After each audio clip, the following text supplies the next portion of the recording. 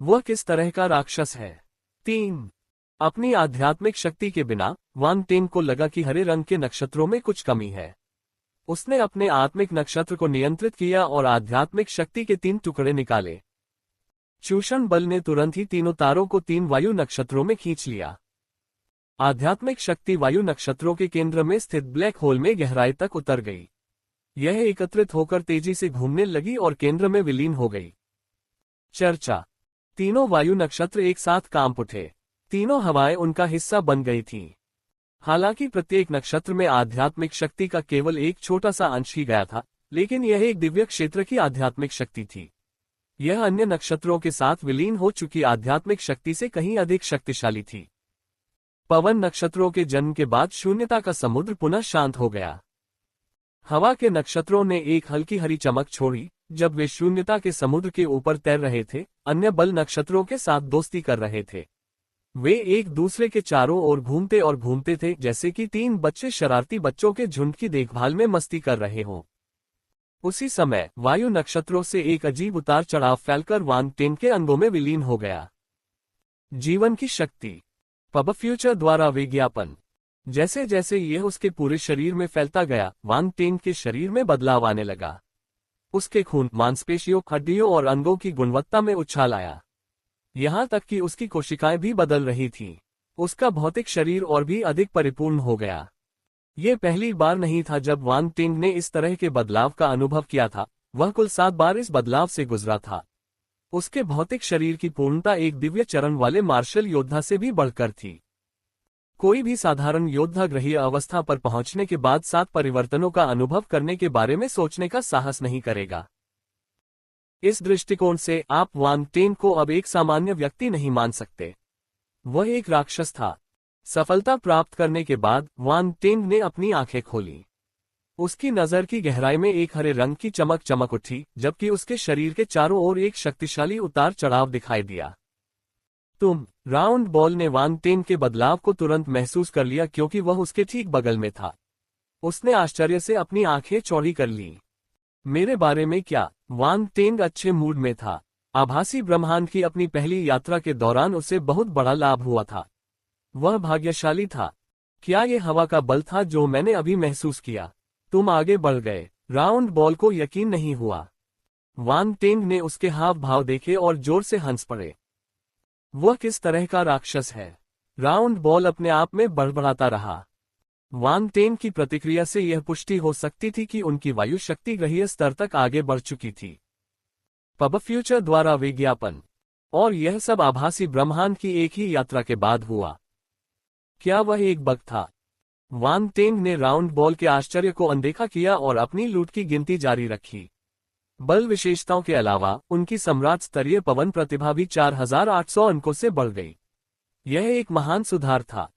सम्राट स्तरीय पवन प्रतिभा 64001000 वान टेन को वायु शक्ति के प्रति संवेदनशीलता में वृद्धि महसूस हुई। वे और भी मिलनसार महसूस करते थे, जैसे कि उनका शरीर वायु शक्ति के लिए एक बोतल था। वह पवन के पुत्र की तरह था। वह अपने हाथ की एक ही लहर से वायु शक्ति को नियंत्रित कर सकता था। यह अद्भुत लगा। इसके बाद रेजिंग गेल अल्टिमा के 1800 अंक थे। रेजिंग गेल अल्टिमा 300/3000 चौथा स्तर। पिछले दिनों प्राप्त रेजिंग गेल अल्टिमा के 300 अंक जोड़कर वान टेन का रेजिंग गेल अल्टिमा चौथे स्तर तक पहुंचने में सफल रहा। यह अब तक का उसका सबसे उच्चतम अल्टिमा था। वान टेन की नजर चमक उठी। उसे लगा कि उसका रेजिंग गेल अल्टिमा बहुत शक्तिशाली हो गया है। एक ही वार में वह तीसरे स्तर के दिव्य चरण के मार्शल योद्धा को मार सकता है। उन्होंने कई रिक्त विशेषताएं भी प्राप्त की, जिससे 130,000 अंक प्राप्त हुए। अपने रेजिंग गेल स्क्रिप्चर को बढ़ाने के लिए लगभग 30,000 अंक घटाने के बाद उनके पास 100,000 रिक्त विशेषताएं बची थीं। कुल मिलाकर उनका रिजर्व 200,000 से ज्यादा हो गया था। वान टेन की चेतना ने फिर से आभासी ब्रह्मांड में प्रवेश किया और अपने क्लोन पर नियंत्रण कर लिया। पब फ्यूचर द्वारा विज्ञापन। बाकी 3 मार्शल योद्धा काले पवन गिद्धों की लाशों को साफ कर रहे थे। उन्होंने गिद्धों पर मिलने वाली सभी सामग्रियों को संग्रहित करने के लिए एक अंतरिक्ष ऋण किराए पर ली थी। वे इन सामग्रियों को बेचेंगे। वे तीनों बहुत खुश थे। उन्हें इन काले पवन गिद्धों को बेचकर अच्छी खासी संपत्ति मिल सकती थी। वांग टेंग, जल्दी आओ। ब्लैक विंड वल्चर किंग के शरीर में एक स्टार बोन है। हम इसे ऊंची कीमत पर बेच सकते हैं। हम अमीर हैं। जियोंग दाली अचानक उत्साह में चिल्लाया। आप आभासी ब्रह्मांड से एक स्टार की हड्डी बेच सकते हैं। वांग टेंग आश्चर्यचकित था। बेशक, इन वस्तुओं का उपयोग आभासी ब्रह्मांड में किया जा सकता है। आपको क्या लगता है कि हमारे हथियार कहां से आते हैं? जियोनग दाली ने समझाया, हालांकि आभासी वस्तुएं वास्तविक दुनिया की तुलना में कम कीमत पर मिलती हैं, लगभग 10वां हिस्सा। वांग टेंग ने सिर हिलाया। उसे आभासी दुनिया में कीमतों की बेहतर समझ थी। कुल मिलाकर आभासी ब्रह्मांड ने युद्ध में शामिल होने वाले योद्धाओं को जीवित रहने का एक रास्ता दिया। हालांकि वे इस पर निर्भर नहीं होंगे। यहाँ वस्तुओं की कीमत बहुत कम थी। यह उनके लिए वास्तविक दुनिया में अमीर बनने के लिए पर्याप्त नहीं था। इसलिए उन्हें वास्तविक दुनिया में पैसे कमाने के लिए कड़ी मेहनत करनी पड़ी ताकि वे आभासी दुनिया में खर्च कर सकें और जीवित रह सकें। कांव कांव। इसी समय उनके पीछे की पर्वत श्रृंखला से एक दृढ़ और तेज चीख की आवाज आई। यह आवाज क्या है? सबके चेहरे के भाव बदल गए। वूश। आवाज दूर से आई थी। इससे पहले कि वह पूरी तरह से गायब हो जाती, एक बहुत बड़ा तूफान आने लगा। हवा ने योद्धाओं को पीछे की ओर उड़ा दिया। वांग टेन की हालत भी कुछ बेहतर नहीं थी। अगर उसने समय रहते अपनी आध्यात्मिक शक्ति का इस्तेमाल करके अपने सामने की चट्टान को नहीं पकड़ा होता, तो शायद वह हवा में बह जाता। उसने पलटकर देखा कि उसके साथी खिलाड़ी अपनी जगह बनाने के लिए संघर्ष कर रहे हैं। भौहें सिकुड़ते हुए उसने उन्हें पीछे खींचने के लिए आध्यात्मिक शक्ति की 3 डोरियां छोड़ी। यह क्या है? ये तूफान कहां से आया? वे चकित थे। चलो समय बर्बाद न करें। सामने एक गुफा है। चलो पहले अंदर छिपते हैं, वांग टेन ने सुझाव दिया। उसने ब्लैक विंड वल्चर किंग के घोंसले के पीछे एक बहुत बड़ी गुफा देखी थी। अचानक हुए इस बदलाव ने उसके चेहरे पर भी बदलाव ला दिया था, क्योंकि वह अपने साथियों को तेज हवा के खिलाफ खींच रहा था। कितना विशाल पक्षी! अचानक तेज हवा के झोंके ने टीम को चौंका दिया। सौभाग्य से वे वांग टेन पर भरोसा कर सकते थे, जिसने बिना सोचे समझे अपनी आध्यात्मिक शक्ति का इस्तेमाल करके उन्हें वापस खींच लिया। इस समय वे काले पवन गिद्ध राजा के घोंसले के पीछे गुफा में छिपे हुए थे। उन्होंने बाहर चल रहे तूफान को देखा और डर को महसूस किया। कुछ ही सेकंड में बाहर हवा तेज होती चली गई और जल्द ही यह एक तेज ठंडी आंधी में बदल गई। स्वूश। तूफान ने हवा के झोंकों में तब्दील होकर पहाड़ की दीवारों को चीर दिया और पीछे गहरे निशान छोड़ गए। तीनों योद्धा चौंक गए और कुछ कदम पीछे हट गए। कितना खतरनाक! जियोंग दाली के सिर से ठंडा पसीना टपकने लगा। वह बुरी तरह डर गया था।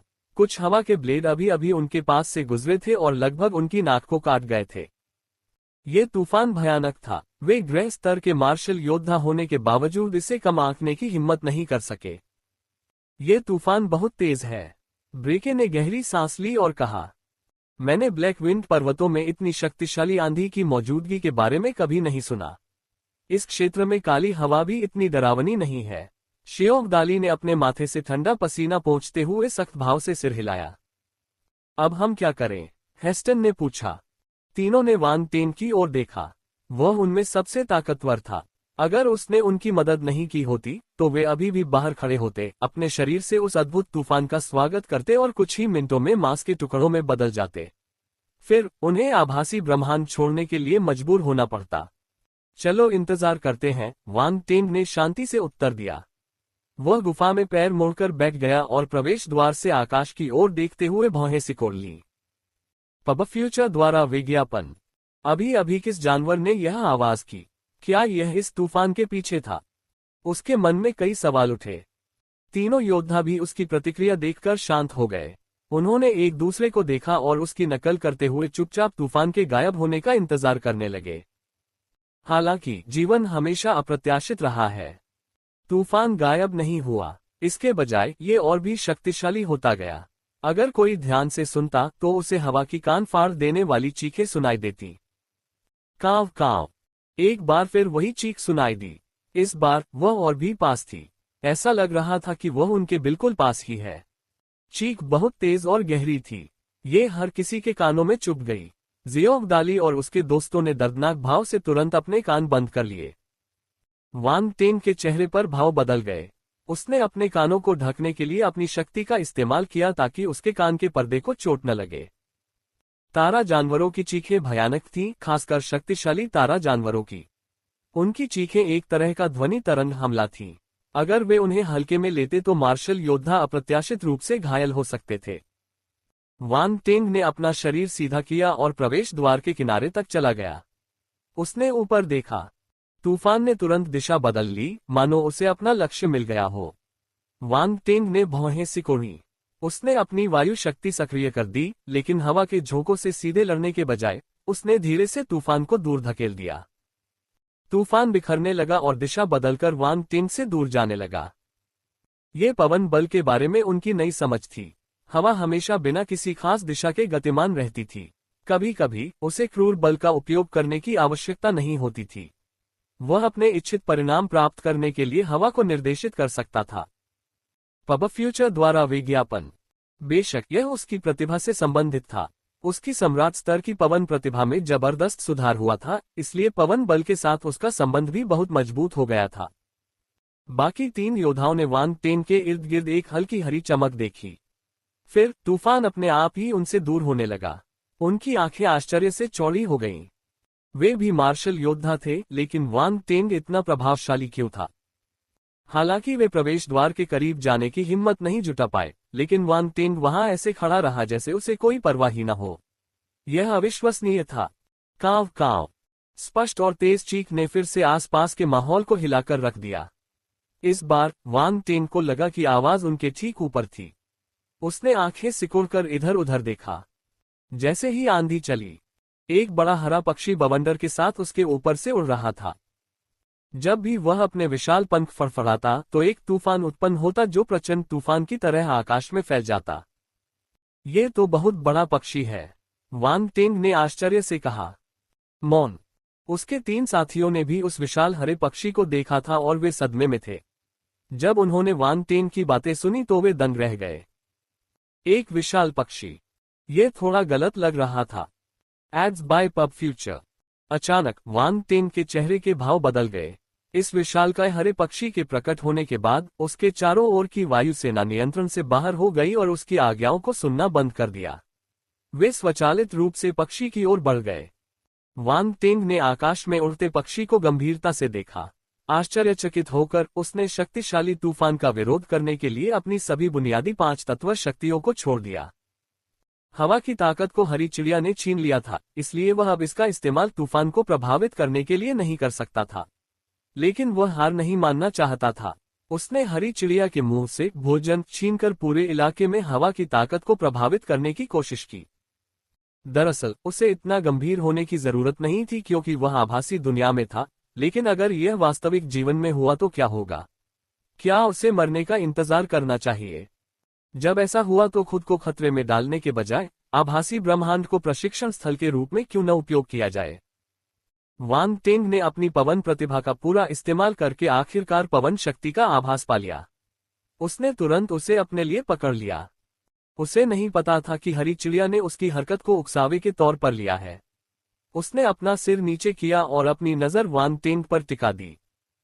अपने आसपास की हवा के बल में परिवर्तन को नोटिस करना उसके लिए बहुत आसान था। वान टेंग को तुरंत अपनी रीढ़ की हड्डी में एक ठंडी झुरझुरी महसूस हुई। उसे एक अशुभ एहसास हुआ। जब उसने पक्षी की तीखी निगाहों से मुलाकात की तो एक चमकदार हरी रोशनी उसकी आंखों में चमक उठी। लानत है, वान टेंग को झटका लगा। उसने हरी रोशनी के आक्रमण का विरोध करने के लिए अपनी आध्यात्मिक शक्ति जारी की। फिर भी वह एक कदम पीछे हट गया। उसकी आंखों के किनारे से खून टपक रहा था। झनकार। हरा पक्षी जोर से चीखा। क्षेत्र में हवा का बल सक्रिय हो गया और हवा के एक मजबूत गोले में बदल गया और वह उस गुफा की ओर बढ़ गया जिसमें वान टेंग था। धमाका। हर कोई अचंभित रह गया। एक पल में अन्य 3 मार्शल योद्धा टुकड़ों में कट गए और मौके पर ही मर गए। वे अनजाने में आभासी ब्रह्मांड से चले गए। जब हरे पक्षी ने हमला किया तब वान टेंग ने अपनी सारी शक्ति पहले ही छोड़ दी थी। उसने तूफान को रोकने के लिए एक रक्षा कवच बनाने के लिए अपनी आध्यात्मिक शक्ति भी छोड़ी। दुर्भाग्य से उसका दुश्मन बहुत शक्तिशाली था। वान टेंग केवल 3 सेकंड तक ही टिक सका, उसके बाद तूफान ने उसे अपनी चपेट में ले लिया। तभी उसके शरीर में एक भयंकर दर्द उठा और वह अंधकार में डूब गया। फक। वांग टेंग ने अपनी आंखें खोली और हाँफने लगा। वह खुद को रोक नहीं सका और जोर से गालियां देने लगा। तुम पंत। टुकड़ों में काटे जाने के दर्द पर काबू पाने से पहले वांग टेंग ने कुछ गहरी सांसें लीं। ये पहली बार था जब उसने मौत को इतने करीब से देखा था। इसके अलावा यह कोई सामान्य मौत नहीं थी। उसे नहीं पता था कि वह भाग्यशाली था या नहीं। हाँ, अच्छा लग रहा है ना? राउंड बॉल उसके सामने आया और हंसने लगा। ये वास्तव में अद्भुत लगा। वांग टेंग ने अपनी आंखें घुमाईं। ये बंदा सबसे बुरा है। यह अभी घमंड कर रहा है। NOWELLBEIN.CO। हाँ। राउंड बॉल ने वांग टेंग के निराश भाव को देखा और जोर से हंस पड़ा। वांग टेंग का चेहरा उदास होकर झुर्रीदार हो गया। फिर उसने बात बदल दी। वह सितारा जानवर क्या था? ये बहुत शक्तिशाली है। उसने पहले कभी उस हरे पक्षी को नहीं देखा था और न ही उसके अस्तित्व के बारे में जानता था। वह ये भी नहीं समझ पाया कि वह कितना शक्तिशाली है। वह दिव्य टेम्पेस्ट पक्षी था। राउंड बॉल ने अपनी मुस्कान को दूर किया और उत्तर दिया, यह एक अत्यंत शक्तिशाली पवन प्रकार का यूनिवर्स बेहेमोथ है। यह अंतरिक्ष में यात्रा करने में सक्षम है और एक वयस्क में दिव्य स्तर की ताकत होगी। दिव्य तूफान पक्षी, दिव्य स्तर, वांग टेंग ने चौंक कर कहा। स्टार बीस्ट के लिए सम्राट स्तर मार्शल योद्धाओं के ग्रहीय चरण के बराबर था। शाही स्तर को आगे 3 भागों में विभाजित किया गया था, अर्थात निम्न, मध्य और उच्च स्तर। ये क्रमशः आकाशीय चरण, स्वर्ग चरण और ब्रह्मांड चरण के बराबर थे। काला पवन गिद्ध राजा एक प्रथम स्तरीय शाही स्तर का तारा जानवर था, जो प्रथम स्तरीय आकाशीय स्तर के मार्शल योद्धा के बराबर था। पब फ्यूचर द्वारा विज्ञापन।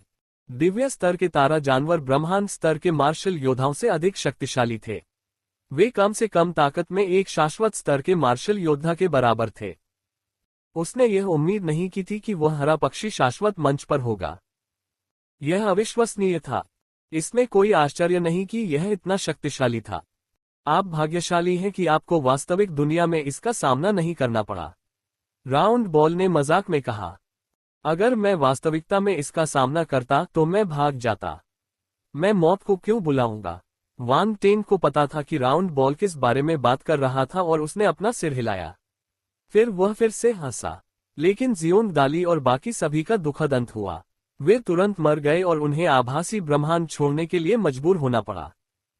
वे बदकिस्मत हैं कि उन्हें आप जैसा लापरवाह साथी मिला। राउंड बॉल हंसा। अरे, कम से कम मैंने उन्हें काले पवन गिद्धों का शिकार करने में मदद की। मेरे बिना वे राजा का सामना करते ही मर जाते। वांग टेंग ने असंतोष में बड़बड़ाया। क्या वह भाग्य को ललचा रहा था? वह ये पता लगाने की कोशिश कर रहा था कि क्या किसी शक्तिशाली व्यक्ति का सामना करने पर उसके बचने की कोई संभावना है। हालांकि जवाब नहीं था, लेकिन कम से कम अब उसे पता था। यदि वह बिना प्रयास किए मर गया तो वह इनकोवी से किसी भी प्रकार भिन्न नहीं होगा। यदि उसने भाग्य को नहीं आजमाया होता, यदि वह इतना निडर नहीं होता और अपनी जान जोखिम में डालकर प्रयास नहीं करता, तो उसे कुछ भी हासिल नहीं हो पाता।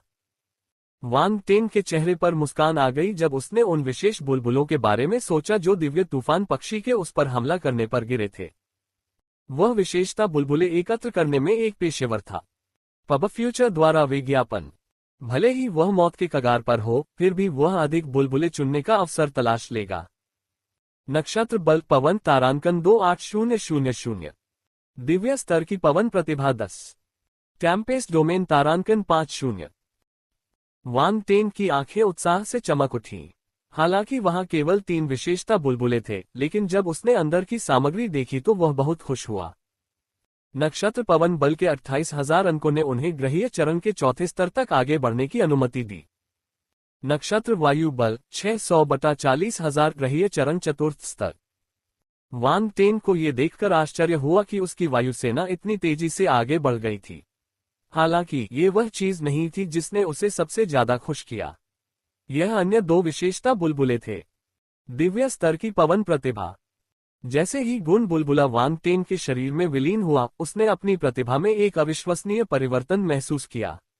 उसकी पवन प्रतिभा तेजी से आगे बढ़ी, छलांग लगाकर एक अत्यंत उच्च स्तर पर पहुंच गई। सम्राट स्तर के बाद शाही स्तर था और उसके बाद दिव्य स्तर था। अब वांग टेंग की पवन प्रतिभा सम्राट स्तर से दिव्य स्तर तक पहुंच गई थी। यह इतनी बड़ी छलांग थी कि वांग टेंग को भी लगा कि यह अवास्तविक है। दिव्य स्तर पवन प्रतिभा 10/50,000। वांग टेन को तुरंत महसूस हुआ कि वह पवन ऊर्जा के प्रति अधिक संवेदनशील हो गया है और उसके साथ उसका लगाव अविश्वसनीय स्तर तक पहुंच गया है। Ads by pub future. वह हवा में उड़ते किसी दिव्य प्राणी की तरह था। जब तक वह वहां खड़ा रहता, असीम वायु शक्ति लगातार उसकी ओर बहती रहती। अंततः उसे दिव्य तूफान पक्षी की प्रतिभा का एहसास हुआ। हालांकि उनके बीच अभी भी एक खाई थी, लेकिन अब यह असाध्य नहीं थी। चूंकि वे दोनों दिव्य स्तर पर थे, इसलिए अब उन्हें एक ही स्तर पर खड़ा माना जा सकता था। अगर उसे फिर से इसका सामना करना पड़ा, तो वह स्थिति नहीं दोहराई जाएगी जहां वह वायु बल को नियंत्रित नहीं कर सकता था। यदि वे एक ही क्षेत्र में होते, तो वायु बल उनके बीच विभाजित हो जाता, यदि वहां कोई अन्य वायु प्रकार का तारा जंतु न होता।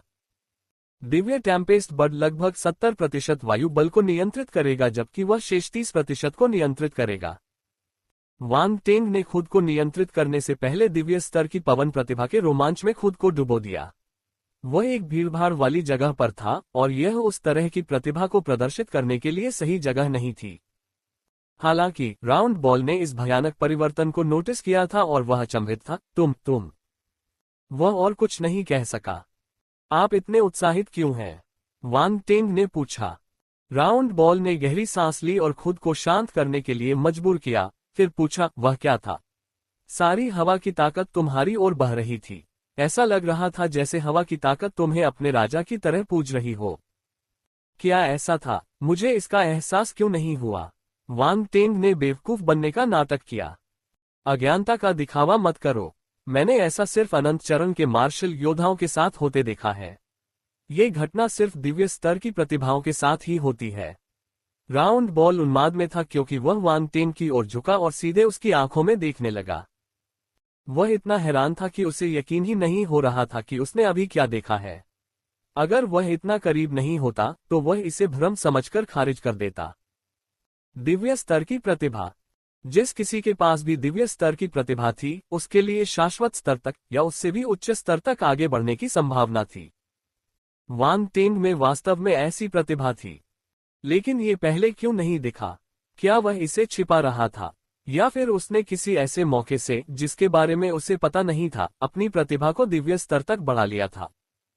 दूसरा परिदृश्य लगभग असंभव था। आभासी ब्रह्मांड में ऐसा अवसर कभी किसी को नहीं मिला था, लेकिन ये बहुत बड़ा संयोग था।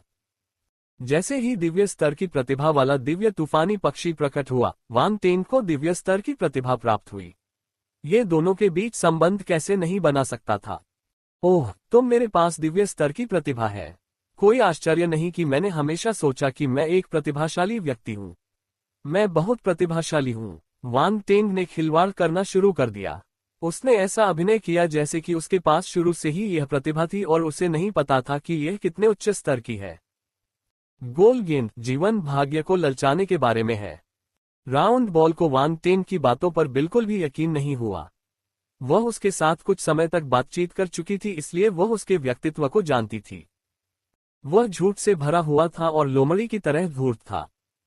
वह अपने सबसे करीबी साथी को भी सच बताना नहीं चाहता था। राउंड बॉल वांग टेंग की मदद करना चाहती थी। वह उसे समझना चाहती थी ताकि वह उसके लिए योजनाएं बना सके। हालांकि ये बदमाश कृतघ्न था और उससे चीजें छिपाता रहता था। दरअसल वे हाल ही में मिले थे, इसलिए वांग टेंग का इसके प्रति सतर्क रहना स्वाभाविक था। राउंड बॉल थोड़ा असहाय महसूस कर रहा था। उसे उम्मीद थी कि वह उसे सच बताएगा, लेकिन उसे ये भी उम्मीद थी कि वह ऐसा ही रहेगा। इस तरह वह धोखा नहीं खाएगा और मास्टर नानगोंग की तरह मर नहीं जाएगा। राउंड बॉल ने वांग टेंग के मासूम चेहरे को देखकर आंखें घुमाईं। कोई बात नहीं, चूंकि तुम नहीं कहना चाहते, इसलिए मैं नहीं पूछूंगा। अपनी प्रतिभा को बर्बाद मत करो। हा, इतना दुखी मत हो। क्या यह अच्छी बात नहीं है? तुम्हें बस ये जानना है कि मैं बेहद प्रतिभाशाली हूँ। वांग टेंग हंसा और बेशर्मी से राउंड बॉल की तरफ आंख मारी। बेहद प्रतिभाशाली? क्या तुम्हें शर्मिंदगी महसूस नहीं होती? राउंड बॉल अवाक रह गया। हालांकि ये स्वीकार करना पड़ा कि वांग टेंग की क्षमता स्वर्ग को चुनौती देने वाली थी। उसके पास कई ताकतें, अंतरिक्ष प्रतिभा और एक और दिव्य स्तर की प्रतिभा थी। जिस किसी के पास इनमें से एक भी विशेषता होती, उसे शीर्ष प्रतिभाशाली माना जाता। फिर भी वे सभी वांग टेंग में दिखाई दिए थे। वांग टेंग चुप रहा। उसकी नजर आखिरी विशेषता बुलबुले पर पड़ी। टेम्पेस्ट डोमेन के 50 अंक। Ads by pub future tempest domain. यह एक डोमेन विशेषता थी। 3 विशेषता वाले बुलबुलों में टेम्पेस्ट डोमेन का महत्व दिव्य स्तर की पवन प्रतिभा के समान ही होना चाहिए। डोमेन एक गहन क्षेत्र था जिसे केवल स्वर्ग स्तर के दुर्जय योद्धा ही समझ सकते थे। केवल स्वर्ग स्तर पर ही कोई व्यक्ति किसी डोमेन को नियंत्रित कर सकता है।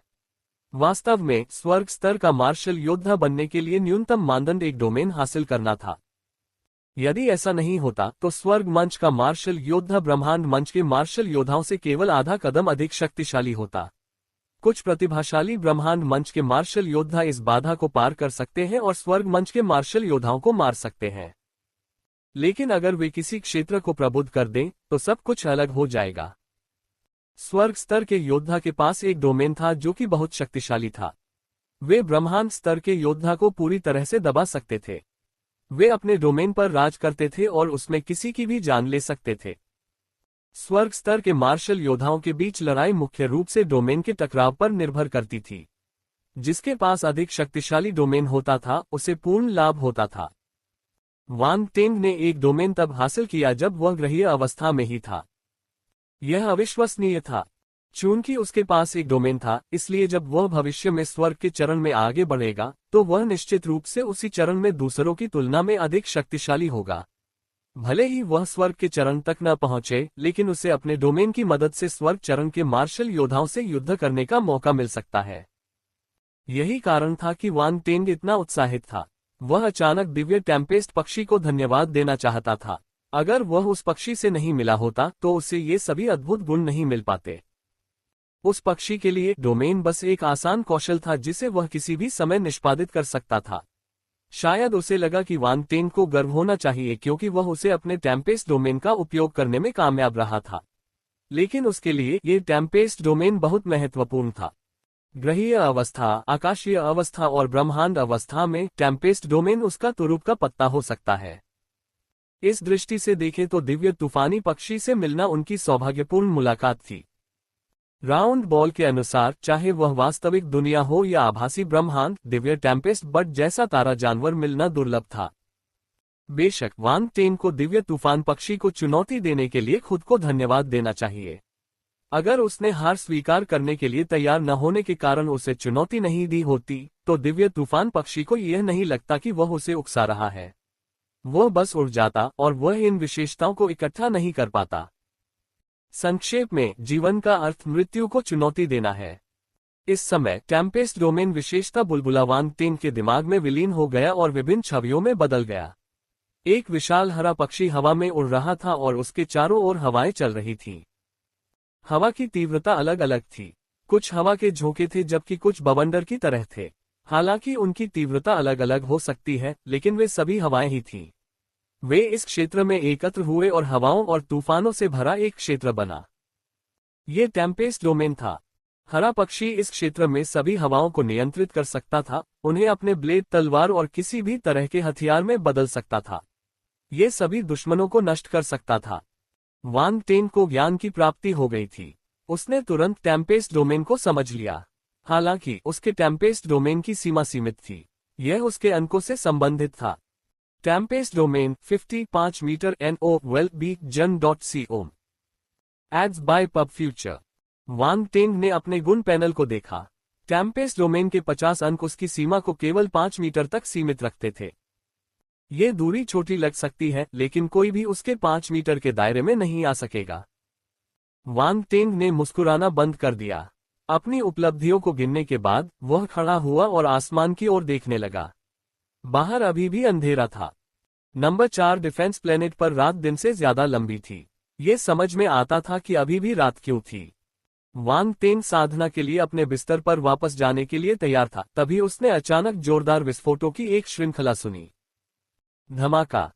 कमरा जोर से हिलने लगा। सौभाग्य से यह मजबूत था। अचानक आए इस झटके से कमरे में कोई दरार या क्षति नहीं हुई। क्या हो रहा है? वान टेंग ने भौहें सिकोड़ी। वह खुद को थोड़ा असहाय महसूस कर रहा था। किसी कारण से मुसीबतें हर जगह उसका पीछा कर रही थीं, जैसे कि वे उसे व्यक्तिगत रूप से ढूंढने आए हों। उसने अभी अभी आभासी ब्रह्मांड में दिव्य टेम्पेस्ट पक्षी के साथ अंतरंग बातचीत की थी, और अब वास्तविक जीवन में कुछ घटित हुआ। मुझे देखने दो। राउंड बॉल गायब हो गया। यह एक बुद्धिमान जीव था, इसलिए यह निगरानी सुविधाओं को हैक कर सकता था और तुरंत पहली जानकारी प्राप्त कर सकता था। कुछ सेकंड बाद राउंड बॉल वान टेन के सामने फिर से प्रकट हुई। उसके चेहरे पर गंभीर भाव थे। अंधेरे भूतों ने इस युद्ध किले पर आक्रमण कर दिया है। काले भूत। वान टेन के चेहरे पर थोड़ा सा भाव बदल गया। वे अचानक इस ग्रह पर क्यों घुस आए? क्या ये हो सकता है? उसने राउंड बॉल से नजरें मिलाई और कुछ सोचा। उसने कहा, वे इस युद्ध किले पर हमला करके कब्जा करना चाहते हैं।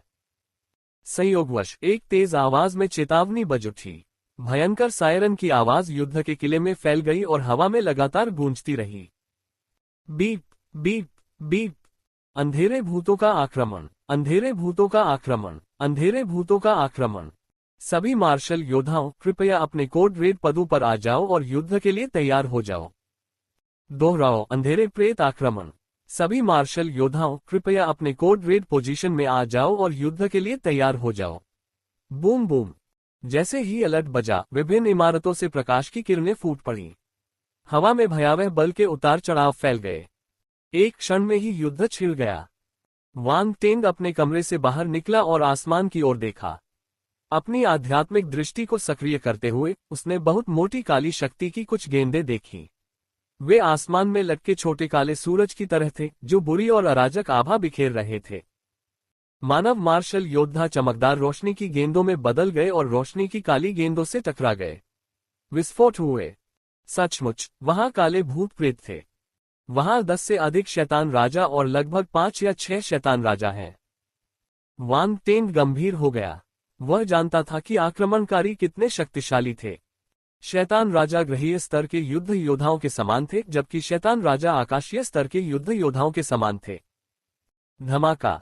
हवा में एक गड़गड़ाहट गूंजी, जिसने अंतरिक्ष को तहस नहस कर दिया तथा अपने भयावह अवशिष्ट प्रभाव से आकाश को भी झकझोर दिया। वांग टेंग ने तुरंत मुड़कर देखा तो हवा में टकराती हुई 2 मोटी और चमकती हुई रोशनी की गेंदें दिखीं। एक हरे रंग की थी, जबकि दूसरी गहरे काले रंग की। वह तो शैतान सम्राट है। वांग टेंग की पुतलियां अनियंत्रित रूप से सिकुड़ गईं जब उसने प्रकाश की काली गेंद देखी। ये किसी अंधेरे भूत का होना चाहिए जो किसी शैतान राजा से भी अधिक शक्तिशाली था। शैतान राजा के बाद शैतान सम्राट आया। ऐसा व्यक्ति ब्रह्मांड मंच के मार्शल योद्धा के बराबर था। हरे प्रकाश की गेंद निश्चित रूप से नंबर 4 रक्षा ग्रह से डीक्यूई की है। वह एक ब्रह्मांड चरण मार्शल योद्धा था जिसके पास पवन बल था। Boom boom boom. हरे प्रकाश की गेंद शैतान सम्राट से जोरदार तरीके से टकराए। लगातार सेनाएं निकल रही थीं और वे एक दूसरे पर भयावह हमलों में बदल गईं। यह एक तीव्र लड़ाई थी। वांग टेंग ने किनारे पर खड़े होकर देखने की योजना नहीं बनाई थी। उसने अपनी ठोड़ी को छुआ और उसकी आंखों में चमक आ गई। चूंकि वह महान कियान साम्राज्य का सरदार बनना चाहता था, इसलिए उसे अपनी प्रतिष्ठा बनानी चाहिए और कुछ अच्छे प्रभाव प्राप्त करने चाहिए। यह एक ईश्वर द्वारा भेजा गया अवसर था। वह हवा में उड़ गया और अपने आसपास का अवलोकन करने लगा। उसने देखा कि पूरा युद्ध किला एक रक्षात्मक पंक्ति से घिरा हुआ था। हालांकि 3 क्षेत्रों में दरारें दिखाई दी थीं। अनगिनत अंधेरे प्रेत अंधेरे से बाहर निकले और दरारों में टकरा गए, अंदर युद्ध में शामिल होना चाहते थे। Ads by pub future. जैसा कि वांग टेंग ने अनुमान लगाया था, अंधेरे प्रेत इस युद्ध किले पर कब्जा करना चाहते थे। उसने तुरंत सबसे ज्यादा क्षतिग्रस्त दरार को चुना। इसमें सबसे ज्यादा संख्या में अंधेरे भूत थे और महान कियान साम्राज्य के मार्शल योद्धा उनका विरोध नहीं कर सकते थे। वे पीछे हट रहे थे जबकि शक्तिशाली अंधेरे भूत नुकसान बढ़ा रहे थे। वांग टेंग ने कार्रवाई करने का फैसला किया। उसने अपनी तलवार निकाली और एक जलती हुई तलवार से वार किया। एक साथ 10 से ज्यादा डार्क जनरलों के सिर काट दिए गए। ये तुरंत मौत थी। शैतान जनरल के पद से नीचे के डार्क प्रेत घास के टुकड़ों की तरह मारे गए। इस युद्ध किले में मार्शल योद्धाओं के लिए शैतान भगवान के पद से नीचे कोई भी अंधेरा भूत उनके लिए कुछ भी नहीं था। हालांकि वे संख्या में जीत गए। जब वे मार्शल योद्धाओं पर एक विशाल लहर की तरह हमला करते थे तो ये परेशानी भरा होता था। अधिकांश मार्शल योद्धाओं के पास इन निम्न श्रेणी के अंधेरे भूतों के बारे में चिंता करने का समय नहीं था, जबकि वे समान स्तर के अंधेरे भूतों से लड़ रहे थे। कभी कभी वे अंधेरे भूतों द्वारा हमला किए जाते थे और घायल हो जाते थे। यदि डार्क फोर्स उनके शरीर पर आक्रमण करती तो वे बहुत बुरी स्थिति में होते। मानव जाति हमेशा से ही अंधकार में शक्तियों से भयभीत रही है। वांग टिंग युद्ध में प्रवेश करने के बाद उसने किसी को आश्चर्य से अपना नाम पुकारते हुए सुना। वांग टिंग ने आवाज की दिशा में नजर डाली और ओलिविया और उसके दोस्तों को देखा। वे दोनों मिलकर अंधेरे भूतों से लड़ रहे थे। तुम भी यहाँ हो? वांग टिंग ने कुछ अंधेरे प्रेत को मार डाला और शांति से उसे जवाब दिया। हमारे लिए यहाँ होना कोई अजीब बात नहीं है। हालांकि मुझे इस बात पर आश्चर्य है कि तुम छुप नहीं रहे हो, क्लाइव ने मुंह बनाते हुए कहा। वांग टिंग ने उसे अनदेखा किया और ओलिविया से पूछा, ये काली आत्माएं यहाँ क्यों है? क्या तुम पर अक्सर उनका हमला होता है? नहीं, वास्तव में नहीं। अंधेरे प्रेत आक्रमण दुर्लभ है। इस बार उनके पास कोई मजबूत मकसद होगा, ओलिविया ने गंभीरता से कहा। आसमान में एक जोरदार धमाका हुआ। अचानक रोशनी का एक गोला जमीन पर गिरा, जो उनसे कुछ ही दूरी पर था। एक दिव्य स्तर का मानव योद्धा मर गया था। ओलिविया और उसके दोस्त ये दृश्य देखकर दंग रह गए। एक योद्धा इतनी जल्दी मारा गया।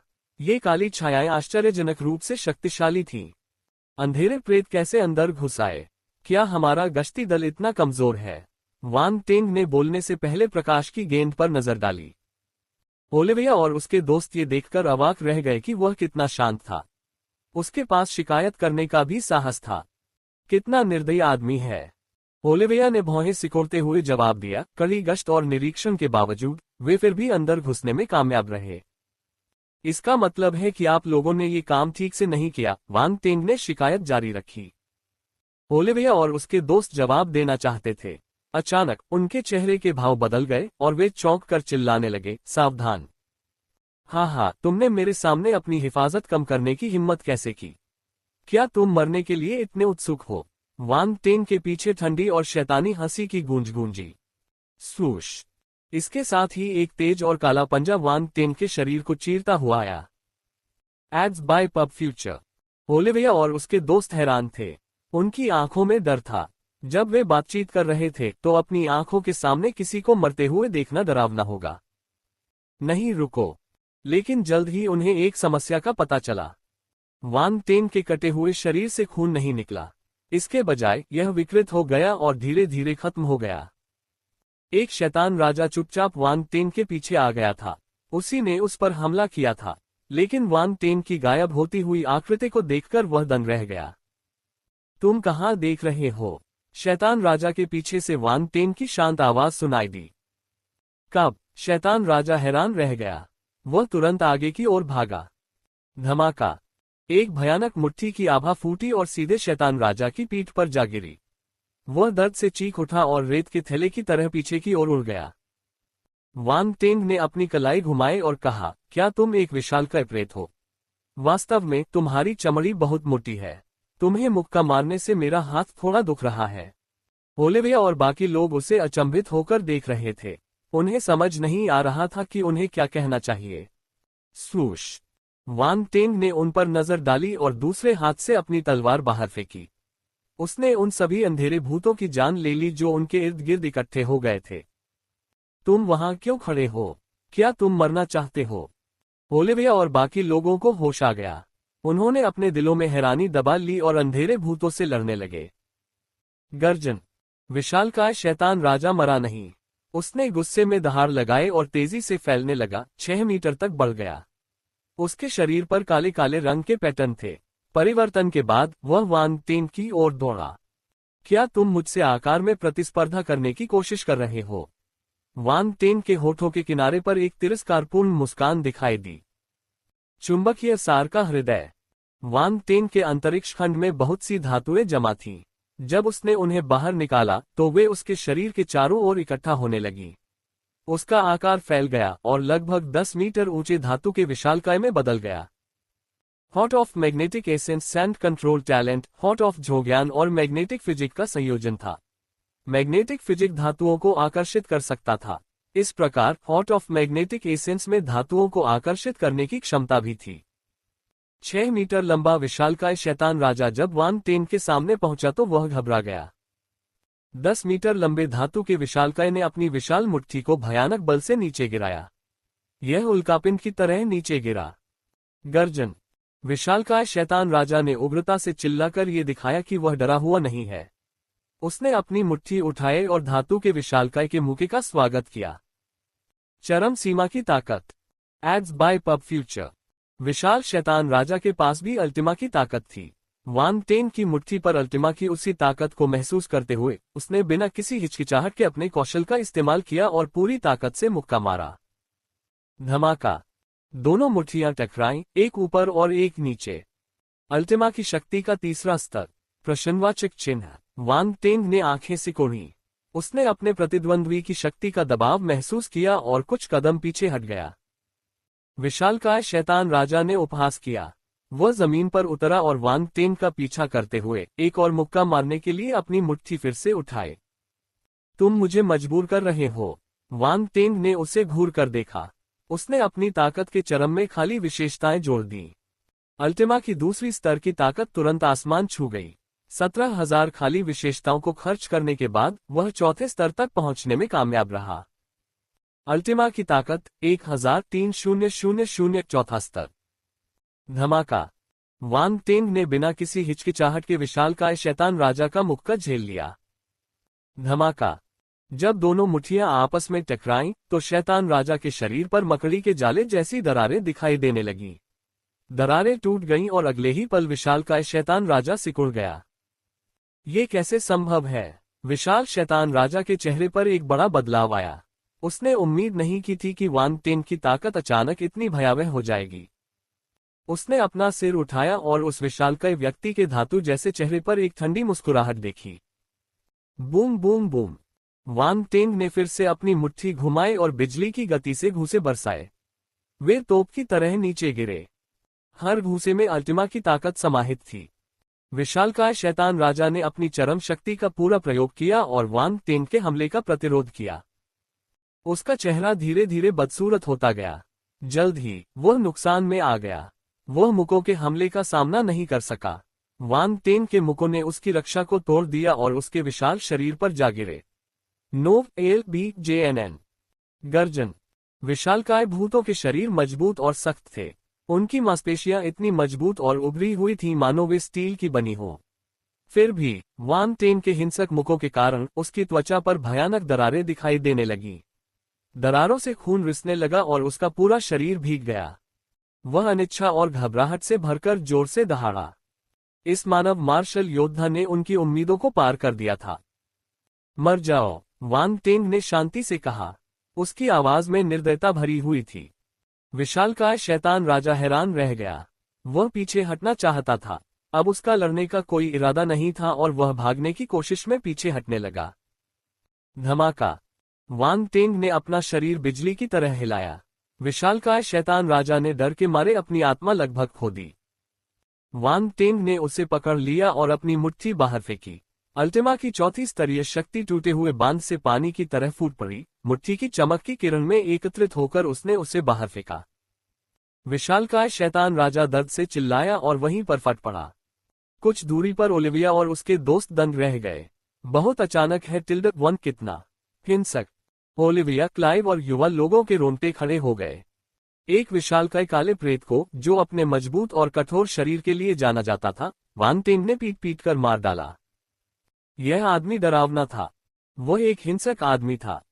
अगर उन्हें सही से याद है तो वान टेन एक गृह स्तरीय मार्शल योद्धा था। फिर भी उसने एक शैतान राजा को मार डाला। यह आश्चर्यजनक था। क्लाइव को सौभाग्यशाली महसूस हुआ कि उसने वान टेन को नाराज नहीं किया। परिणाम असहनीय होते। अल्टिमा की चौथी स्तर की ताकत वास्तव में शक्तिशाली है। वान टेन ने अपनी मुट्ठी को देखा और एक उज्ज्वल मुस्कान दी। क्लाइव को तब झटका लगा जब उसने उसके मोती जैसे सफेद दांत देखे। वह डरावना लग रहा था। वह भविष्य में उसे उकसाएगा नहीं। वान टेन ने मृत विशालकाय शैतान राजा द्वारा गिराए गए विशेष बुलबुले एकत्र किए। तारामंडल बल अंधेरा तारांकन 11500। सम्राट स्तर डार्क टैलेंट 350। ग्रहीय क्षेत्र आत्मा 300। पब फ्यूचर द्वारा विज्ञापन अल्टिमा की ताकत 500। शैतानी रूपांतरण तारांकन 100। नक्षत्रीय अंधकार में बलवान टेन के शरीर में घुस गया और अंधकार में नक्षत्र में समा गया। उसके अंधकार में बल के बिंदु फिर से ऊपर उठ गए। तारामंडल डार्क फोर्स 17,500 बटा 30,000 ग्रहीय चरण तीसरा स्तर। सम्राट स्तर के डार्क टैलेंट अंक वान टेन के डार्क टैलेंट में विलीन हो गए, जिससे उसकी डार्क टैलेंट बढ़ गई। सम्राट स्तर डार्क टैलेंट 2290 बटा 10,000। ग्रहीय क्षेत्र आत्मा के 300 अंक आकाशीय क्षेत्र आत्मा के 30 अंक में परिवर्तित हो गए। आकाशीय क्षेत्र आत्मा की 50,000 ऊपरी सीमा की तुलना में यह नगण्य था। उन्होंने अल्टिमा की शक्ति के 500 अंक भी एकत्र किए। उन्हें आश्चर्य हुआ कि एक विशाल प्रेत अल्टिमा की शक्ति को पकड़ने में कामयाब रहा। दूसरी पार्टी बस बदकिस्मत थी कि उसे उससे मिलना पड़ा। वान टेंग ने अपनी अल्टिमा शक्ति को चौथे स्तर तक बढ़ाया और विशालकाय प्रेत की तीसरे स्तर की अल्टिमा को हरा दिया। विशालकाय प्रेत द्वारा पीछे छोड़े गए अल्टिमा की शक्ति के 500 अंक वान टेंग की अल्टिमा की शक्ति के निर्माण खंड बन गए। अल्टिमा की ताकत 1500 बटा 3000 चौथा स्तर। उसे अल्टिमा की शक्ति के बारे में कुछ नया ज्ञान प्राप्त हुआ। उसने उसे जल्दी से पचा लिया और उसे अपना बना लिया। अंत में शैतानी परिवर्तन के 100 बिंदु थे। वान टेन को नहीं पता था कि इसके बारे में क्या महसूस करना है। पृथ्वी छोड़ने के बाद यह विशेषता फिर से प्रकट हुई। फिर भी उन्होंने इसे स्वीकार कर लिया। भविष्य में उन्हें इसकी जरूरत पड़ सकती है। शैतान रूपांतरण 150 बटा 300 अच्छी तरह से वाकिफ। पब फ्यूचर द्वारा विज्ञापन। धमाका। वान टेन के इर्द गिर्द मौजूद मार्शल योद्धाओं में ये देखकर जोश भर गया कि उसने एक शैतान राजा को मार डाला। तभी रक्षात्मक पंक्ति के एक कोने से एक जोरदार विस्फोट हुआ। गर्जन। अंधेरे प्रेतों की चीखें लगातार गूंज रही थीं। हर कोई पीछे मुड़ा और भयभीत हो गया। रक्षात्मक व्यू टूट गया। नवंबर LBJNN। एक कोने में एक बहुत बड़ा छेद हो गया था, जहां चींटियों की तरह कई काली छायाएं रेंग रही थीं। यह एक डरावना दृश्य था। ऐसा लग रहा था कि उनका कोई अंत नहीं है। जल्दी उन्हें रोको, उन्हें व्यू में प्रवेश न करने दो। महान कियान साम्राज्य के एक दिव्य चरण वाले मार्शल योद्धा ने क्रोध में इस दृश्य को घूरते हुए एक जोरदार दहाड़ लगाई। मार्शल योद्धा अंधेरे प्रेत को रोकने के लिए छेद की ओर भागे। मारना। युद्धरत योद्धाओं की आंखें लाल हो गई थीं। युद्ध की चीखें आसमान में गूंज रही थीं। हर कोई जानता था कि अगर अंधेरे भूत किले में घुस गए तो क्या होगा। उनके पास अपनी जान देकर किले की रक्षा करने के अलावा कोई विकल्प नहीं था। वापस जाना।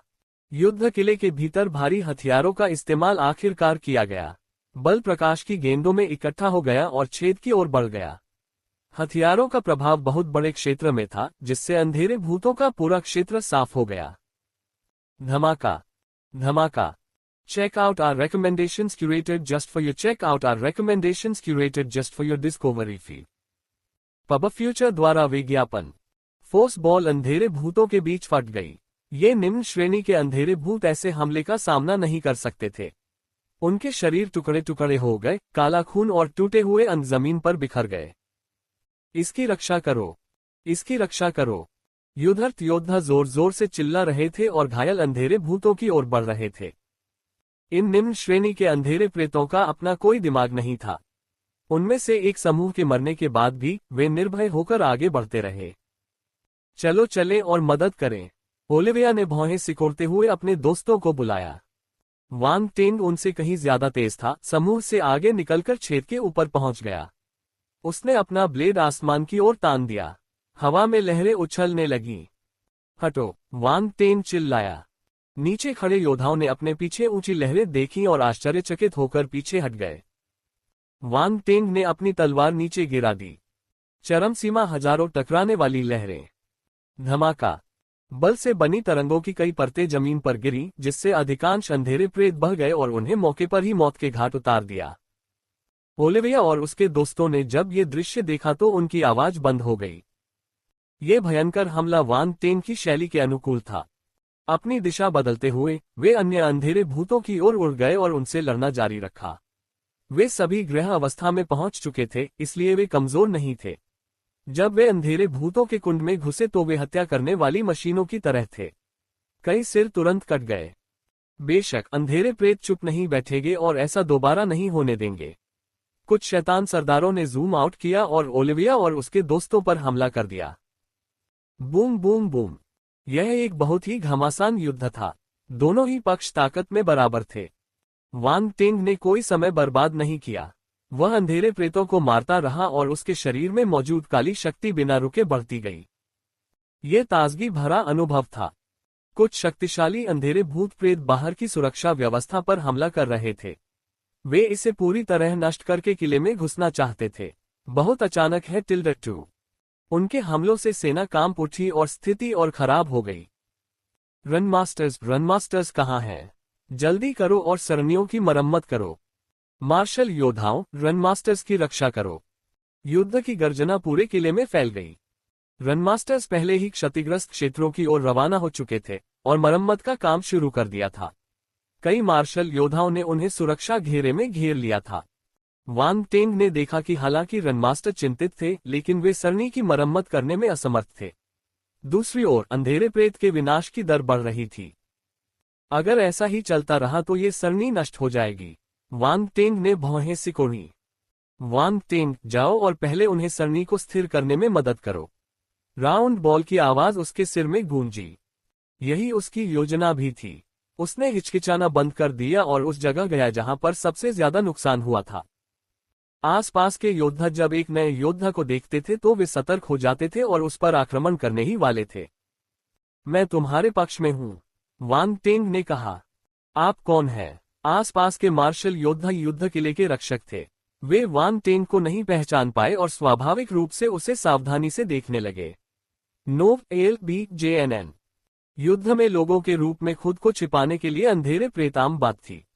यही कारण था कि इस बार अंधेरे प्रेत युद्ध किले पर इतनी आसानी से आक्रमण कर सकते थे। कुछ अंधेरे प्रेत थे जो भेष बदलने में माहिर थे, बिना किसी का ध्यान आकर्षित किए युद्ध किले में घुसपैठ कर लेते थे। इसीलिए गार्ड बहुत सतर्क थे। कृपया हमें अपनी पहचान दिखाएं।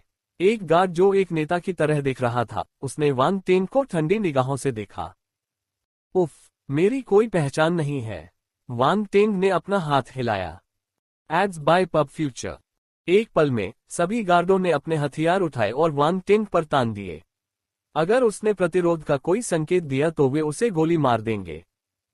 उनमें से अधिकांश के पास रून बंदूकें थीं और रून ऊर्जा एकत्रित करने लगे थे तथा किसी भी समय फायर करने के लिए तैयार थे। रुको, इस बार बगल से एक चिंतित आवाज गूंजी। सबने तुरंत उस ओर देखा। यिन है। वांग टेंग ने उसे पहचान लिया और थोड़ा हैरान हुआ। आखिरकार वह आदमी इतने दिनों से उसके साथ दुर्व्यवहार कर रहा था। अगर वह उसे नहीं पहचानता तो ये बुरा होगा। वह एक मार्शल योद्धा भी था जो रनमास्टर्स की रक्षा कर रहा था। वह मूल रूप से फ्रंटलाइन पर अंधेरे भूतों का विरोध कर रहा था, लेकिन जब उसने देखा कि वे उसे गोली मारने वाले थे तो वह गार्डों को रोकने के लिए जल्दी से आया। वह जानता था कि DQ ने ही वांग टेंग को यहां लाया था। उसके लिए अंधेरे भूतों से कोई लेना देना होना असंभव था। तुम उसे जानते हो? गार्ड लीडर ने पूछा। यिन हाय आगे बढ़ा और उसके कान में कुछ शब्द फुसफुसाए। गार्ड लीडर ने तुरंत अपना हाथ हिलाया और शांत हो गया। फिर आसपास के गार्ड तितर बितर हो गए और उन्हें गोलाबारी से घेर लिया क्योंकि वे अंधेरे भूतों से बचाव करना जारी रखते थे। आप मास्टर DQ के मेहमान हैं। वह आश्चर्यचकित था, लेकिन आप यहाँ क्या कर रहे हैं? मैं एक रनमास्टर हूँ, वांग टेंग ने उत्तर दिया। एक रनमास्टर? यिन हाय और गार्ड लीडर आश्चर्यचकित थे। क्या कोई समस्या है? वांग टेंग रनमास्टर्स के समूह की ओर चला गया जो रन सरनी की मरम्मत करने की कोशिश कर रहे थे। नहीं, कोई समस्या नहीं है। अगर आप वाकई रनमास्टर हैं तो कृपया रक्षा सरनी की मरम्मत में मदद करें। कृपया। नेता बहुत खुश था। वांग टेंग से विनती करते हुए उसका रवैया बदल गया। इस तरह के युद्ध किले में भी केवल 12 रनमास्टर थे। वे सभी रक्षा पंक्ति के चारों ओर बिखरे हुए थे। हर क्षतिग्रस्त क्षेत्र के लिए यह अच्छा होगा यदि वहां 2 या 3 रनमास्टर हों। उनके पास जनशक्ति की कमी थी। यह क्षेत्र सबसे ज्यादा क्षतिग्रस्त था और यहां 4 रनमास्टर्स को भेजना भी पर्याप्त नहीं था। अगर वांग टेंग वास्तव में एक रनमास्टर था तो वह निश्चित रूप से अन्य रनमास्टर्स पर दबाव कम कर देगा। वांग टेंग ने ज्यादा कुछ नहीं कहा और रनमास्टर्स की ओर चला गया। क्षेत्र को स्कैन करते हुए उसने महसूस किया कि विशेषता बुलबुले चारों ओर बिखरे हुए थे। इसके बारे में सोचे बिना उसने अपनी आध्यात्मिक शक्ति का उपयोग किया और उन्हें इकट्ठा किया। एड्स बाय पब फ्यूचर रून ज्ञान 100। रून ज्ञान तारांकन 50। ग्रहीय क्षेत्र आत्मा 60। रून ज्ञान तारांकन 80। ग्रहीय क्षेत्र आत्मा 120। Imperial real spirit 150। वान टेंग बहुत खुश हुए बिना नहीं रह सके। यह एक सुखद आश्चर्य था। बेशक अच्छे कामों का इनाम मिला। काम शुरू करने से पहले ही उसे एक छोटा सा इनाम मिल गया था। इसमें रून ज्ञान के 1150 अंक, ग्रहीय क्षेत्र आत्मा के 850 अंक तथा शाही क्षेत्र आत्मा के 1200 अंक थे। यहाँ आत्मा के गुण रून ज्ञान के गुणों की तुलना में बड़ी भूमिका निभाने में उतने महत्वपूर्ण नहीं थे। जैसे ही गुण बुलबुले विलीन हुए, रून ज्ञान की लिपियां उसके दिमाग में प्रकट हुई और उन्होंने अंतर्दृष्टि का निर्माण किया जिसे उसने अवशोषित कर लिया। वांग टेंग मूल रूप से एक रन मास्टर थे, लेकिन अब वे एक ग्रैंड मास्टर बन गए थे। ये तो बहुत अचानक हुआ टिल्डर। उन्होंने थोड़ी सी भी तैयारी नहीं की थी और अचानक ही एक असली ग्रैंड मास्टर बन गए। ग्रैंड मास्टर्स जहां भी जाते थे वहां उनका सम्मान किया जाता था और मास्टर्स उनके साथ घुल मिल जाते थे। Run master 310/10,000 grand master. Ads by pub future. Wang Teng ने विशेषता पैनल में बदलाव देखा और अपनी मुस्कान को रोक नहीं सका। अब वह रक्षा सरणियों की मरम्मत में और भी अधिक आश्वस्त था। वह एक रन मास्टर के सामने पहुंचा। इस व्यक्ति की स्थिति को पहचानना मुश्किल नहीं था। वह भौहें सिकोड़ रहा था और अपने सफेद बालों को पकड़ रहा था। ऐसा लग रहा था कि वह किसी बड़ी मुसीबत में फंस गया है। हालांकि समस्या ये थी कि उसके बाल झड़ रहे थे। वह अपने बचे हुए बालों को भी नहीं छोड़ने वाला था। कितना क्रूर! उसे इस तरह देखकर वांग टेंग को बहुत दुख हुआ। रनमास्टर्स को बहुत सारे बालों की जरूरत होती है। वह अपने घने काले बालों को छूने से खुद को रोक नहीं सका और बोला। पहरेदारों के नेता ने वांग टेंग की ओर देखा और फिर रनमास्टर की ओर। उसका मुंह ऐसे फड़क रहा था मानो उसे पता हो कि वांग टेंग क्या सोच रहा है। उसने अपना गला साफ किया और पूछा, खांसी, क्या तुम्हें जल्दी नहीं करनी चाहिए? वांग टेंग ने अपनी आंखों के कोने से उसे देखा। ये जानते हुए भी कि वह चिंतित था, उसने रन मास्टर के कंधे को थपथपाया और कहा, ये भाई, मुझे माफ करना। गंजा रन मास्टर हैरान रह गया। वह पलटा और अपना आपा खोने ही वाला था। मुझे परेशान मत करो, यहाँ एक बच्चा क्यों है? उसे दूर भगाओ। उसने वांग टेंग की ओर देखा तक नहीं और गहराई से सोचता रहा। रून सरनी बुरी तरह क्षतिग्रस्त हो गई थी, जिसमें कई रून अधूरे थे। वह शॉर्टकट लेना चाहता था और उन्हें जल्दी से ठीक करना चाहता था, लेकिन उसे डर था कि संरचना अस्थिर हो जाएगी और थोड़े समय के बाद फिर से क्षतिग्रस्त हो जाएगी। अगर वह अपने सामान्य अभ्यास का पालन करता तो उसे बहुत अधिक समय लग जाता। वह ऐसा करने का जोखिम नहीं उठा सकता था। बच्चे, वांग टेंग ने अपनी भौहें उठाईं। ये पहली बार था जब किसी ने उसे ऐसा कहने की हिम्मत की थी। उसने अपनी आध्यात्मिक शक्ति जारी की। इसने एक अदृश्य हाथ बनाया और गंजे रनमास्टर को उसके कॉलर से पकड़ लिया और उसे हवा में उठा लिया। वह कौन है? तुम क्या कर रहे हो? कौन सा कमीना मेरे साथ खिलवाड़ करने की हिम्मत करता है? मुझे नीचे उतारो। गंजा रनमास्टर चौंक गया क्योंकि वह बीच हवा में संघर्ष कर रहा था। उसने बल का भी प्रयोग किया, लेकिन वह अदृश्य हाथ से मुक्त नहीं हो सका। वांग टेंग एक दिव्य क्षेत्र का दिव्य आत्मा गुरु था। गंजा रूनमास्टर ज्यादा से ज्यादा ग्रहों के क्षेत्र में था। अगर वह आजाद हो जाता तो वांग टेंग को शर्म से मर जाना चाहिए। पहरेदारों के नेता ने ये देखा और दंग रह गए।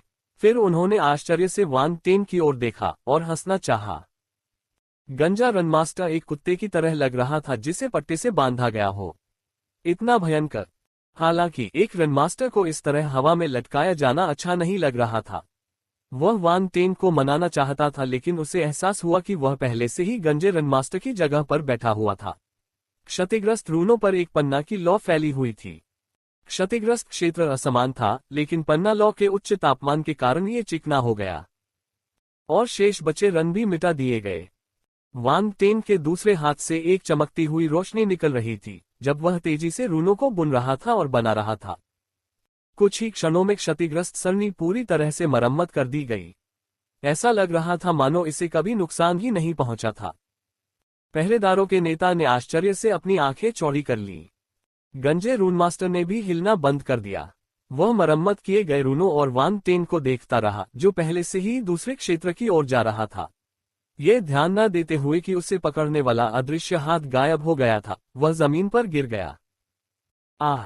गंजा रून मास्टर अपने नितंब को छूते हुए चिल्लाया। आलसी धुंध शैतान सम्राट! ब्लेड रन मास्टर ने अपने नितंब पर दर्द की परवाह किए बिना रेंगते हुए उस जगह पर पहुंचा जहां वान टेंग ने पैच लगाया था। उसने ठीक किए गए हिस्से को देखा और आश्चर्य से हौंफने लगा। यह गंजा रून मास्टर अपनी आंखों पर यकीन नहीं कर पा रहा था। वह बार बार एक ही शब्द दोहराता रहा, लेकिन एक भी वाक्य पूरा नहीं कर पाया। उत्तम! मरम्मत एकदम सही थी। ऐसा लग रहा था जैसे सरनी को कभी नुकसान ही नहीं पहुंचा था। पहले और बाद में कोई अंतर नहीं देखा जा सकता था। सबसे महत्वपूर्ण बात यह थी कि उसे कितना समय लगा। वह लगभग अपनी हरकतें नहीं देख पा रहा था। ये केवल 5 सेकंड तक चला। वह भी इतनी जल्दी और सही ढंग से काम पूरा नहीं कर सका। भगवान के लिए दूसरा पक्ष तो बस एक युवा था। ये राक्षस कहां से आया? रुको, वह हरे रंग की ज्वाला की गेंद। मास्टर फैन, क्या आप ठीक हैं? गार्डों का नेता आगे आया। मैं ठीक हूँ। गंजा रून मास्टर फैन तेनिंग अपने होश में आया और नेता का कॉलर पकड़ लिया। उसने उत्तेजित होकर पूछा, वह कौन है? आपको यह मास्टर लेवल रून मास्टर कहाँ मिला? नहीं, वह ग्रैंड मास्टर लेवल का हो सकता है। आह! Grand master! नेता को फैन तेनिंग के अशिष्ट हाव भाव से कोई परेशानी नहीं हुई, बल्कि वह उसके शब्दों से स्तब्ध रह गया। वान टेंग एक ग्रैंड मास्टर स्तर के रून मास्टर थे। ये तो असंभव था। वह कौन है? बताओ मुझे। फैन तेनिंग ने अधीरता से अपना प्रश्न दोहराया। वह मास्टर डीक्यू का मेहमान है। उसका नाम वान टेंग है और वह कहता है कि वह एक ग्रैंड मास्टर है। मुझे उसकी असली पहचान नहीं पता, नेता ने जवाब दिया। फैन तेनिंग ने नेता को नीचे गिरा दिया और वान टेंग का पीछा किया। अब तक वान टेंग ने एक लंबे और दुबले पतले रनमास्टर को लात मारकर दूर कर दिया था और सरनी की मरम्मत शुरू कर दी थी। लात खाए गए रनमास्टर ने अपनी ताकत दिखाना चाहा, लेकिन फैन तेनिंग ने उसे रोक दिया। अपनी उंगली होठों पर रखते हुए उसने कहा, शश, उसे देखो। लंबा और दुबला पतला रनमास्टर उलझन में पड़ गया। हालांकि उसने फिर भी अपना गुस्सा दबाया और वान टेंग को घूरता रहा। जब उसने देखा कि वान टेंग क्या कर रहा है, तो वह दंग रह गया। उसके चेहरे पर आश्चर्य की लहर दौड़ गई। अरे बाप रे! पब फ्यूचर द्वारा विज्ञापन शशिश! फैन तेनिंग ने तुरंत उसे रोक दिया। उसके बिना याद दिलाए ही लंबे और दुबले पतले रनमास्टर ने अपना मुंह ढक लिया था। वह वान टेंग को गौर से देखता रहा। तब तक वान टेंग ने मरम्मत पूरी कर ली थी और दूसरे स्थान पर चले गए थे। रनमास्टर्स आगे बढ़े और चौंक गए। वे अविश्वास से भर गए थे। मरम्मत एकदम सही थी। ओल्ड फैन, वह कौन है? लंबे और दुबले रनमास्टर ने पूछा। मुझे नहीं पता, हालांकि उसकी रून महारत निश्चित रूप से हमसे बेहतर है। फैन तेनिंग ने अपना सिर हिलाया और वान टेंग का पीछा किया। आओ, उसका पीछा करें। लंबे और दुबले पतले रनमास्टर ने उत्साह से सिर हिलाया और वान टेंग के पीछे भागा। कुछ समय बाद एक और रून मास्टर पार्टी में शामिल हो गया। वान टेंग के अनुयायियों की संख्या बढ़ने लगी। इसके परिणामस्वरूप रून सरनी के क्षतिग्रस्त भागों पर एक मजेदार दृश्य दिखाई दिया। कुछ पुराने रून मास्टर एक युवा व्यक्ति के पीछे चल रहे थे। वे सभी बहुत सावधान थे, मानो उसे परेशान करने से डरते हों और लगभग चोरों की तरह व्यवहार कर रहे हों। लगभग 10 मिनट बाद वान टेंग ने मरम्मत पूरी कर ली थी। रून सरणियों में सभी छेदों की मरम्मत पूरी तरह से कर दी गई थी, जिससे अंधेरे प्रेत बाहर बंद हो गए थे। महान कियान साम्राज्य के योद्धाओं में जोश भर गया। वे सेना के भीतर बचे हुए अंधेरे भूतों की ओर बढ़े और उनका शिकार करना शुरू कर दिया। बाहरी सहायता के बिना ये काले भूत शीघ्र ही नष्ट हो गए। भीड़ ने जयकारे लगाए। मिस्टर फैन तेनिंग दूसरे रून मास्टर्स के साथ वान टेंग की ओर चल पड़ा। वे उत्सुकता से वान टेंग को देख रहे थे। चलो इस लड़ाई को जीतने के बाद बात करते हैं। ऐसे अन्य क्षेत्र भी हैं जो क्षतिग्रस्त हो गए हैं। समय बर्बाद मत करो और मार्शल योद्धाओं की मदद करो। वान टेंग दूसरे क्षेत्र की ओर भागा जो क्षतिग्रस्त हो गया था। ये सिर्फ एक आंशिक जीत थी। अंधेरे प्रेत इस युद्ध किले के दूसरे हिस्सों पर भी आक्रमण कर चुके थे। उन्हें इस महत्वपूर्ण क्षण में अपनी चौकसी कम नहीं करनी चाहिए थी। रनमास्टर गंभीर हो गए। उन्होंने जल्दी से वांग टेन के निर्देशों का पालन किया और क्षतिग्रस्त क्षेत्रों की ओर दौड़ पड़े। ये रनमास्टर कम से कम ग्रही अवस्था में थे, इसलिए वे सभी उड़ सकते थे। वे वांग टेन जितने तेज नहीं थे, लेकिन दूरी कम थी, इसलिए वे बहुत पीछे नहीं रहे। मदद के लिए किसी दूसरे एरे पर जाएं। मैं ये काम संभाल लूंगा, वांग टेन ने कहा। हाँ। फैन तेनिंग और दूसरे रून मास्टर्स को यह दुखद लगा। वे वांग टेन का अनुसरण करना चाहते थे और उसकी मरम्मत प्रक्रिया को देखना चाहते थे। उनकी रून महारत उनसे कहीं ज्यादा थी। उन्हें काम करते हुए देखना उनके लिए बहुत मददगार था। हालांकि वे जानते थे कि वे एक आपातकालीन स्थिति में थे और ये देखने और सीखने का सही समय नहीं था। इसलिए उन्होंने सिर हिलाया और दूसरे क्षेत्र की ओर भाग गए। अन्य लोग मास्टर वांग टेन को नहीं जानते होंगे। किसी भी गलतफहमी को रोकने के लिए मुझे उन्हें उनसे मिलवाना चाहिए। फैन तेनिंग ने अचानक एक मोड़ लिया और वांग टेन को खोजने के लिए वापस चला गया। फैन टेनिंग, तुम नीच हो।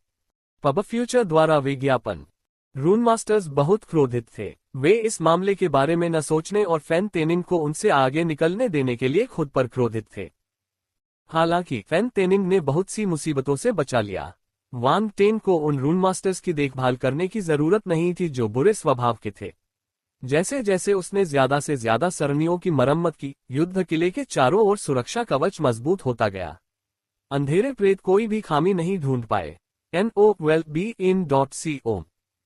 युद्ध किले की रक्षात्मक ढाल वास्तव में शक्तिशाली थी। ये ब्रह्मांड मंच के मार्शल योद्धा के हमले का प्रतिरोध कर सकती थी। अगर अंधेरे प्रेत चुपके से किले में घुसकर हमला नहीं करते तो वे उनकी रक्षा को तोड़ने में सक्षम नहीं होते। आकाश में DQ, जो शैतान सम्राट के साथ लड़ रहा था, स्थिति में परिवर्तन देखकर मुस्कुराया। हा, तुम लोगों के पास कोई मौका नहीं है। हम्फ। उसके सामने शैतान सम्राट काली धुंध की एक गेंद में लिपटा हुआ था। केवल एक जोड़ी लाल और बुरी आंखें दिखाई दे रही थीं। उसने नीचे देखा और जल्दी से वांग टेन को देखा, जो क्षतिग्रस्त भागों की मरम्मत करते हुए सरनी में आगे पीछे घूम रहा था। उसकी ठंडी आवाज हवा में गूंज उठी, बेकार, उस इंसान को मार डालो और उसे सरनी की मरम्मत करने से रोको। कुछ शैतान राजा जो अन्य मानव मार्शल योद्धाओं से लड़ रहे थे, उनकी दिशा में आगे बढ़े। कुल 3 शैतान राजा थे। DQ ने भौहें सिकोड़ी। पहले तो वह थोड़ा चिंतित हुआ, लेकिन जब उसे अपनी ताकत याद आई तो उसे राहत महसूस हुई। शैतान सम्राट ने DQ के हाव भाव देखे। उसकी भौहें काली धुंध की परत के नीचे दब गईं। तुम उस पर भरोसा करते दिखते हो। बकवास बंद करो, आलसी धुंध शैतान सम्राट। मैं अपने मृत कबीले के लोगों को श्रद्धांजलि देने के लिए तुम्हें यहीं मार डालूंगा। DQ गुस्से में चिल्लाया। उसके चारों ओर एक हरे रंग की आभा फैल गई और उसकी तलवार से एक भयानक तलवार की आभा फूट पड़ी। स्वूश। हवा तेज हो गई। DQ के आसपास का इलाका तूफानी तूफान से भर गया। ये फैलता गया और बजने जैसी आवाज निकालने लगा। अगर कोई ध्यान से देखे तो उसे अंदर अनगिनत हरी तलवारें दहाड़ती हुई दिखाई देंगी। तूफान धीरे धीरे कुछ 100 मीटर तक फैल गया। पूरा इलाका हरी तलवार की आग में डूब गया। कार्यक्षेत्र। आपने एक क्षेत्र को प्रबुद्ध कर दिया है। ये पहली बार था जब आलसी धुंध शैतान सम्राट की अभिव्यक्ति बदल गई थी। वह पागलों की तरह पीछे हट गया। अब जाने में बहुत देर हो चुकी है। DQ की आवाज साफ सुनाई दे रही थी। आलसी धुंध शैतान सम्राट पूरी तरह से हरे रंग के क्षेत्र में डूबा हुआ था। भले ही आपके पास डोमेन हो, आप मुझे जाने से नहीं रोक सकते। आलसी धुंध शैतान सम्राट ने उपहास किया। उसके चारों ओर का काला कोहरा बिखर गया और फैल गया, जिससे हरे डोमेन पर दबाव पड़ा। धुंध में काली रोशनी टिमटिमा रही थी। जब वह हरे क्षेत्र में तलवार की आभा से टकराती तो जोरदार विस्फोट से आसपास का वातावरण हिल जाता। डोमेन। DQ के पास एक डोमेन है। वांग टेन हैरान रह गया जब उसने अपना सिर उठाया और आसमान में लड़ाई को देखा। DQ एक कठिन प्रतिद्वंद्वी था। आमतौर पर केवल स्वर्ग चरण मार्शल योद्धाओं के पास ही डोमेन होता है। आप कह सकते हैं कि DQ की प्रतिभा बहुत अधिक थी। हालांकि वांग टेन ने ग्रहीय अवस्था में ही डोमेन हासिल कर लिया था। वह DQ से भी अधिक प्रभावशाली था। Ads by pub future. उसने अपना मरम्मत का काम रोक दिया और धीरे धीरे हवा में ऊपर उठ गया। वांग टेन को पता था कि शैतान सम्राट ने अभी अभी उसकी ओर देखा था। साथ ही उसने शैतान सम्राट के आदेश पर 3 शैतान राजाओं को भागते हुए भी देखा। लेकिन वह डरा नहीं। मास्टर वांग टेंग दूसरे दिव्य मंच के मार्शल योद्धाओं को उन्हें आपके लिए रोकने दें। फैन तेनिंग चिंतित था, वह वांग टेंग को रोकना चाहता था। उनके अनुसार वांग टेंग एक असाधारण प्रतिभाशाली ग्रैंडमास्टर स्तर का रन मास्टर था। वह सबसे आगे कैसे हो सकता था? अधिकांश रन मास्टर अपने रन मास्टरी पर केंद्रित थे, इसलिए उनकी युद्ध शक्ति मजबूत नहीं थी और वे अंधेरे प्रेत से नहीं लड़ सकते थे। कोई बात नहीं, ये सिर्फ 3 शैतान राजा हैं। मैं उन्हें आसानी से मार सकता हूँ। वांग टेंग की आवाज शांत थी और वह हवा में उठ गया। फैन तेनिंग और दूसरे रून मास्टर्स इतने हैरान थे कि उन्हें समझ नहीं आ रहा था कि क्या कहें। किसी तरह उन्हें लगा कि वांग टेंग शेखी बघार रहा था। बेशर्म, तुम्हारी हिम्मत कैसे हुई? तुम तो बस एक गृह स्तरीय मार्शल योद्धा हो।